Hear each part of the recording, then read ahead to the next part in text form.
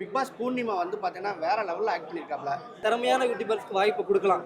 மீண்டும் சொல்கிறேன், திறமையான யூடியூபர்ஸ் மட்டும் நிறைய வாய்ப்பு கொடுக்கலாம். படத்தை வந்து ஒரு ஆவரேஜான படமாக கிளைமேக்ஸ் மாற்றிருச்சுன்னு சொல்ல முடியும். உங்களுக்கு கிரைம் த்ரில்லர் இந்த ஜேர்னல்லாம் பிடிக்கும்னா கண்டிப்பாக இந்த படம் வந்து பார்க்கலாம். ஒரு நல்ல வாரிசு வேணும் தேடுற இடம் தான் ஃபெர்டிலிட்டி சென்டர். அதை வந்து ஒரு தப்பாக ப்ரொஜெக்ட் பண்ண மாதிரி இந்த படத்தில் தோணுது.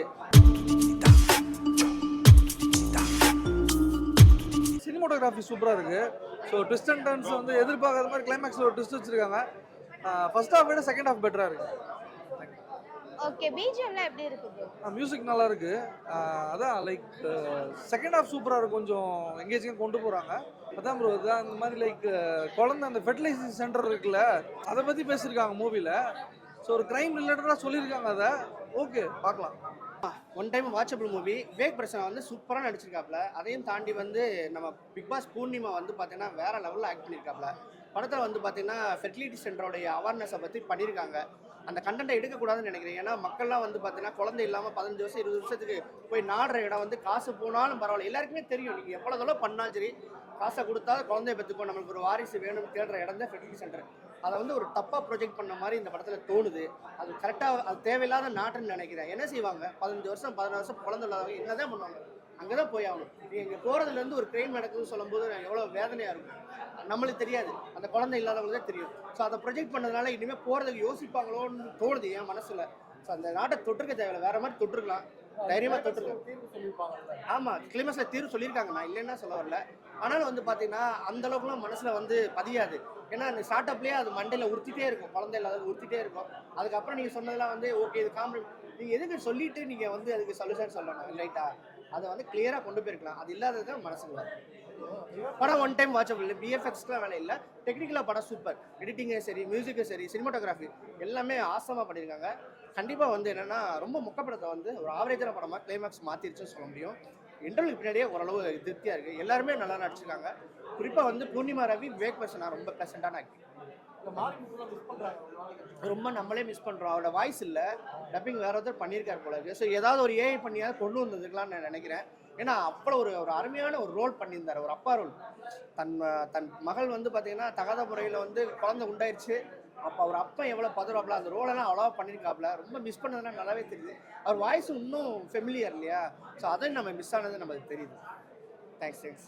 நான் இந்த படத்தில் நடிச்சிருக்கேன். நான் 3வது ஆடியன்ஸ் கூட பார்த்ததுல எனக்கு ரொம்ப சந்தோஷமா இருக்கு. ஏன்னா எல்லாருமே என்ஜாய் பண்ணி இந்த ஒவ்வொரு ட்விஸ்ட் அண்ட் டர்ன்ஸ் எல்லாமே பார்க்கும்போது ரொம்ப மாதிரி ஹாப்பியாக இருக்கு.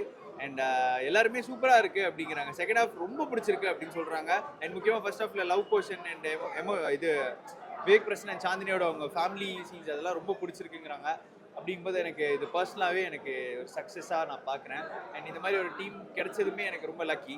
ஃபஸ்ட்டு படம் அது தேட்டர்ஸில் வந்து நல்ல பெரிய ஆர்டிஸ்ட் கூட ஸ்க்ரீன் ஷேர் பண்ணுறதே ஒரு பெரிய விஷயம். என்ன அது எனக்கு அமைஞ்சிருக்கு. நல்ல படத்தில் என்ன எல்லாருமே நல்ல பாசிட்டிவ் ரிவ்யூஸ் கொடுக்கும்போது எனக்கு ரொம்ப சந்தோஷம். நீங்கள் பார்த்தீங்களா? பார்க்குறோம் ப்ரோ. இதுக்கு மேலே ஆக்சுவலாக சைல்டு அடாப்டிங் அப்படின்றது இப்போ இருக்கிற காலகட்டத்தில் ரொம்ப இம்பார்ட்டன்ட். ஸோ அதை பேசிக்காக வச்சு மூவி எடுத்திருக்கீங்கன்றப்போ என்ன கோர் கான்செப்ட்? வாழ்க்கையில் வந்து எப்பவுமே வந்து குழந்தைங்க அப்படிங்கிறது ரொம்ப முக்கியம். அண்ட் ஃபர்டிலிட்டி அப்படிங்கிறது ரொம்ப சென்சிட்டிவ் அண்ட் பர்சனலான ஒரு விஷயம். அண்ட் அந்த இடத்துல வந்து இந்த மாதிரி ஒரு ஸ்கேம் நடக்குது அப்படிங்கும்போது இப்படிலாம் நடக்குமா அப்படிங்கிறதுக்கான ஒரு படம் தான். ஸோ எல்லாருமே ஒரு அவேர்னஸ்க்கான ஒரு படம்னே சொல்ல, ஒரு அவேர்னஸ் அண்ட் சோஷியல் மீடியா. குழந்தைங்க வந்து கண்டிப்பாக எல்லார் வாழ்க்கையிலும் தேவை. அப்படி இல்லாதவங்க அதை அடாப்ட் பண்ணிக்கலாம் அப்படிங்கிற அழகான கருத்து. இந்த மாதிரி ஒரு ஸ்கேம் நடக்கிறத தவிர்த்துக்கோங்க. ஒரு ஒரு அவேர்னஸ் படம், சூப்பரான ஒரு படம். Okay bro. படம் எதுக்காகனா ஒரு 2 மணி நேரம் என்டர்டெயின் ஆகணும். எல்லாருமே டைம் கில் பண்ணும். அந்த இடத்துல ஒரு யூஸ்ஃபுல்லாக ஒரு நல்ல ஒரு படம் இருந்தால் நல்லா ஒரு மாதிரி போகலான்னு இருக்கும். இந்த படத்தில் நான் ஏன் உங்களை பார்க்கணுன்னா ஒரு நல்ல சோஷியல் மெசேஜ் இருக்குது. நிறைய பேருக்கு வந்து இப்போ வந்து த்ரில்லர் படம்னா பிடிக்குது. இப்போ இந்த காலகட்டத்தில் இந்த பிளட்டு, க்ரைம் இதெல்லாம் பிடிக்குது. ஸோ அந்த மாதிரி விஷயத்தில் இந்த ஒரு ஸ்கேம், புது விதமான ஒரு ஸ்கேம், அந்த மாதிரி ஒரு படம் வரும்போது எனக்கு ரொம்ப ஹாப்பி இந்த படத்தில் நான் இருக்கேன்னு சொல்லிட்டு. நீங்கள் உங்களுக்கு க்ரைம், த்ரில்லர் இந்த ஜேர்னல்லாம் பிடிக்கும்னா கண்டிப்பாக இந்த படம் வந்து பார்க்கலாம். ஒரு நல்ல படமாக இருக்கும். ட்ராமா, ஃபேமிலி அண்ட் ஃப்ரெண்ட்ஸ் எல்லாருமே கூப்பிட்டு வந்து தைரியமாக பார்க்குற ஒரு நல்ல ஒரு படம் தான் ட்ராமா. ஸோ மறக்காமல் பாருங்கள், உங்கள் அன்பு ஆதரவு கொடுங்க. தேங்க்யூ. படம் எப்படி இருக்கு? படம் ரொம்ப நல்லா இருக்குங்க. ஃபேமிலியாக பார்க்கலாம். இப்போ இருக்க ஜென்ரேஷன் கண்டிப்பாக பார்க்கணும். இப்போ 10 பேர் கல்யாணம் ஆயிடுச்சுன்னா அதில் 8 பேருக்கு தான் குழந்தை போஇருக்குது. 2 பேருக்கு வந்து ஒரு சில பிரச்சனைகள்லாம் இருக்குது. ஸோ அதுக்காக வந்து ட்ரீட்மெண்ட் எடுக்கிறதுக்காக ஹாஸ்பிட்டல் போகிறாங்க. அதில் நடக்கிற பெரிய ஸ்கேமை பற்றி துணிச்சலாக அவ்வளோ தைரியமாக வந்து சொல்லியிருக்காங்க. நிறைய பேருக்கு வாய்ப்பு கொடுத்துருக்காரு டேரக்டர், யூடியூபர்ஸ் நிறைய பேர் பண்ணியிருக்காங்க. நானும் ஒரு சின்ன கேரக்டர் இதில் பண்ணியிருக்கேன். அண்ட் ஃபேமிலியாக பார்க்கலாம், 2 சாங் இருக்குது, சூப்பராக இருக்குது. இன்னும் நல்ல படங்களுக்கு சப்போர்ட் பண்ணலாம், நல்ல கருத்துள்ள படங்களுக்கு சப்போர்ட் பண்ணலாம். நிறைய யூடியூபர்ஸ் நடிச்சிருக்காங்க, நல்ல திறமையான யூடியூபர்ஸ்க்கு வாய்ப்பு கொடுக்கலாம். மீண்டும் சொல்கிறேன், திறமையான யூடியூபர்ஸ் மட்டும் நிறைய வாய்ப்பு கொடுக்கலாம். ப்ரோ கிரைம் த்ரில்லர்னாலே பிஜிஎம் மியூசிக் தான் வந்துட்டு மெயினா இருக்கும். இதுல எப்படி இருக்கு? நல்லா பண்ணியிருக்காங்க, சூப்பராக இருக்குது. பேக்ரவுண்ட் மியூசிக் நல்லா இருக்குது, சாங் ரொம்ப சூப்பராக இருக்குது, காமெடியும் நல்லா 2 பேர் பண்ணியிருக்காங்க. ரொம்ப நல்லா பண்ணியிருக்காங்க. ஒரு கூட ஃபேமிலியாக பார்க்கலாம், எல்லாருமே அவசியமாக பார்க்க வேண்டிய ஒரு படம் தான். ஃபர்ஸ்ட் படம் பார்க்க வேண்டிய மூவி தான். அது வந்து ஒரு ஃபேமிலியோட பார்க்கலாம். மெசேஜ் கொடுத்துருக்காங்க, அதாவது குழந்தை பெற்றுக்க முடியல அப்படிங்கும்போது ஆசிரமத்துலேருந்து குழந்தை எடுத்து வளர்க்குறாங்க. அது ஒரு நல்ல விஷயம் தான், வர ஒரு விஷயம் தான். மியூசிக் வேறு லெவலில் இருக்குது. மியூசிக் 2 சாங் நல்லா இருக்குது, சூப்பராக இருக்குது. பார்க்க வேண்டிய சாங் தான், நல்லா ஃபஸ்ட் கிளாஸாக இருக்குது சாங். ஓகே, ட்விஸ்ட்டு இருக்குது. ஹீரோ வந்து லாஸ்ட்டாக இந்தமாரி இதில் போகிறாருன்னு சொல்லிட்டு ட்விஸ்ட்டு வச்சுருக்காங்க. அது ஹீரோ நீ பார்க்கும்போது நல்லா சூப்பராக இருக்குது. மெசேஜ்னா அதான், அந்த குழந்தை இல்லாதவங்க வந்து ஹாஸ்டலில் குழந்தை எடுத்து தத்து எடுத்து வளர்க்குறாங்களா, அதான் மெசேஜ். நல்லா இருக்கு. இதில் டிஃப்ரெண்ட்னா வந்து என்ன சொல்கிறது, இந்த ஹீரோ பண்ணுறாரு பார்த்தீங்களா, அதான் ரொம்ப ட்விஸ்ட்டாக இருக்குது. அதனால வந்து ஹீரோ நீ பார்த்துட்டு வாழ்க்கையை வெட்டு போகிற மாதிரி ஆகி சூப்பராக கூட தேங்க்யூ. நல்லா இருந்தது. எல்லாரும் ஃபேமிலி ஆடியன்ஸ் எல்லாருமே வந்து பார்க்க வேண்டிய படம் அது.